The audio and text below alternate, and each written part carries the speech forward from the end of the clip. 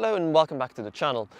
Alpine, as a 21st century brand, is still pretty young, but it's growing up fast. It made us all take notice with the A110 sports car, which is brilliant, and then recently it launched the A390, which was a bit more attainable. That was the Renault 5-based hot hatch, and now there's something a bit more mass market for the whole family to enjoy. This is the A390, and because it's 2025, it's electric and it's kind of crossover shape. But hang on, because there's a lot of interesting stuff going on here.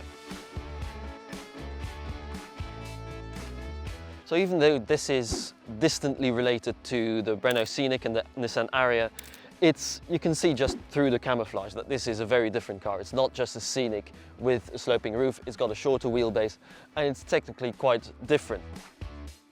Those cars are basically front-wheel drive, whereas this has 3 electric motors. There's one at the front and 2 at the rear. They're back-to-back, one for each rear wheel, and that means that it can do proper torque vectoring. So rather than just nip the brakes at the inside wheel, it can actually overspeed the outside rear wheel.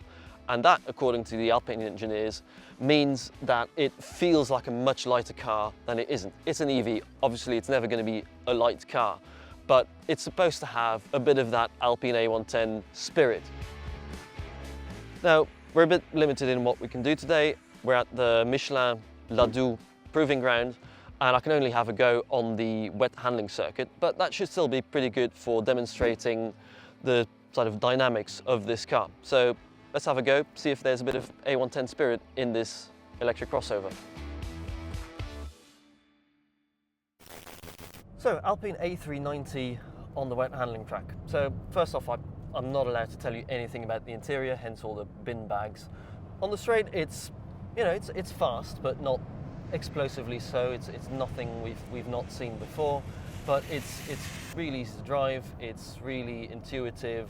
The regen is on a button on the steering wheel here, so that's really good. It doesn't have the brake-by-wire system of the A290, so the brakes are a little bit softer. They're not quite as confidence-inspiring, but they're still fine. Immediately, you can tell the family resemblance to the A290, the Renault 5-based hot hatch, through the steering. It's got the same general feel. It's quite light, but it's really nicely intuitively geared, and you can feel nicely what's happening. You can nudge up to the limit and feel when it's starting to understeer or start to slide a bit. So that's really good.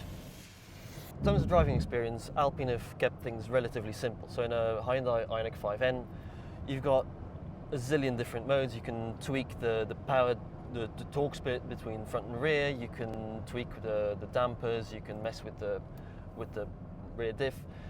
In this, there's none of that. You've got a couple of different drive modes, and that's sort of it, because Alpine would rather give you a couple of good driving modes rather than an infinite number of wrong ones.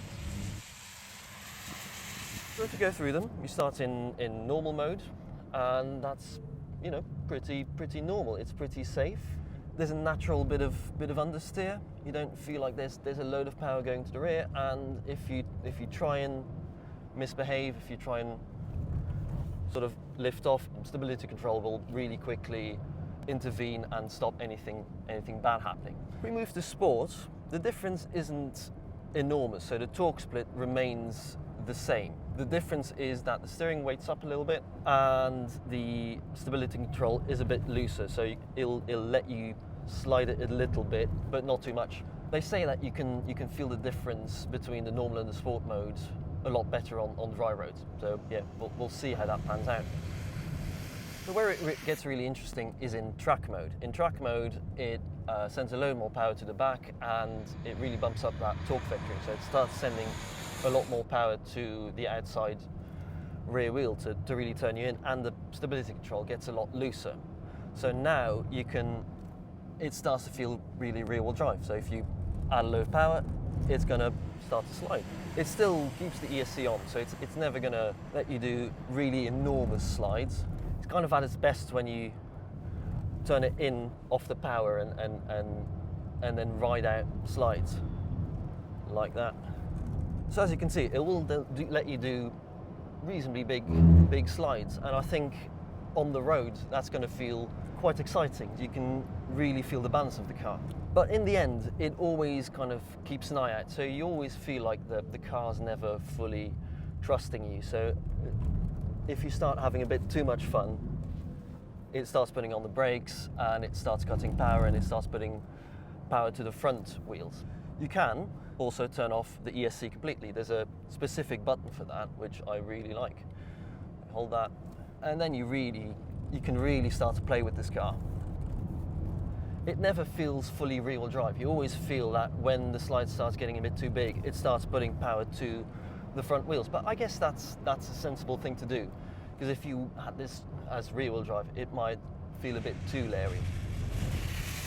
What's going to be interesting is if we get this together with Hyundai Ioniq 5N, which is really the natural rival for this. And that kind of tries to do the same thing, but in a very different way, with just two motors and the rear limited slip differential. This has been quite a limited look at this car and what it can do.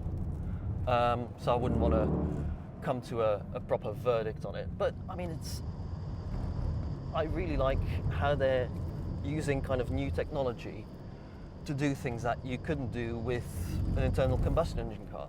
In that way, it really is kind of moving the game on. Is it better than the Ioniq 5N? Well, we'll have to see. It'll be a while before this car comes out. I think they're talking about start of 2026 for deliveries. So it'll be a while. They've still got plenty of tuning work to do. But I really like it. It's really promising.